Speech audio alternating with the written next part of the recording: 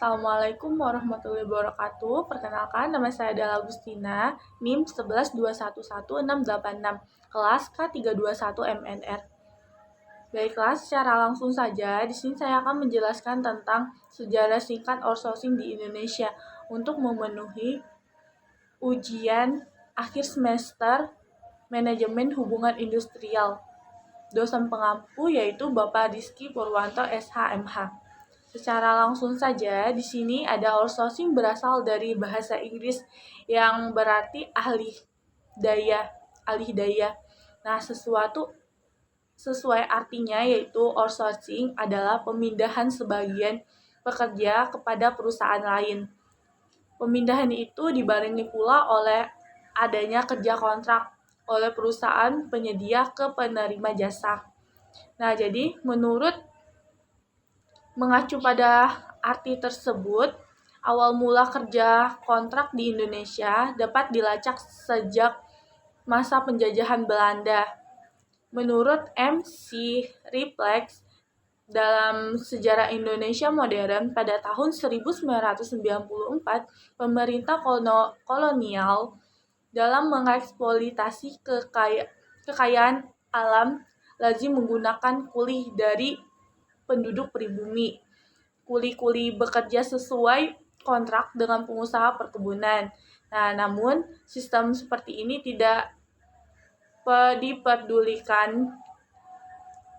diperdulikan nasib upah pada para kuli. Mereka hanya diambil tenaganya saja tanpa dapat imbalan setimpal. Nah, sejak merdeka, penggunaan sistem ini tidak lagi digunakan secara luas. Sampai akhirnya pada tahun 1990-an ada beberapa perusahaan yang kembali menerapkan sistem outsourcing. Kala itu ada pandangan kalau outsourcing ini mampu menjaga ekonomi pasar bebas. Nah, pada para pengusaha dan ekonomi percaya kalau sistem outsourcing mampu menciptakan insentif bagi bisnis dan memungkinkan para perusahaan untuk mengalokasikan tenaga kerja di tempat yang dinilai paling efektif. Praktik outsourcing di Indonesia di sini di satu sisi sudah meluas dan tidak menjadi kebutuhan yang tidak dapat ditunda-tunda oleh pelaku usaha. Namun di sisi lain tidak ada regulasi untuk mengatur sistem yang sudah berjalan itu. Menurut Asep Ahmad Saifullah, dalam kebijakan outsourcing di Indonesia ini, perkembangan dan permasalahannya urgensi atau ini semakin meningkat usai krisis ekonomi pada tahun 1998. Krisis itu membuat banyak penduduk yang menganggur. Untuk mengatasinya, dibuatlah aturan outsourcing untuk menyerap tenaga kerja. Pada akhirnya, pada tahun 2003, Presiden Megawati resmi menandatangani Undang-Undang Nomor 13 pada tahun 2003 tentang ketenagakerjaan.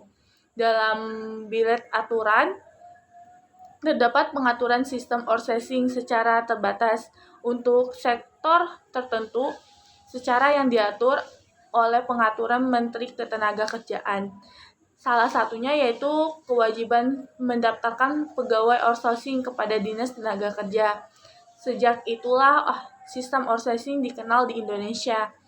Belakangan ini seiring penerapannya diketahui kalau sistem ini menguntungkan pelaku usaha dan merugikan pekerja.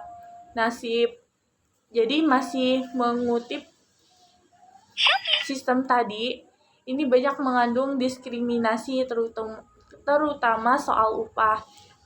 Upahnya tidak sesuai dengan jam kerja. Mereka pun tidak memiliki jaminan kerja yang pasti. Mereka rentan diberhentikan tanpa adanya pemberitahuan dan pesangon.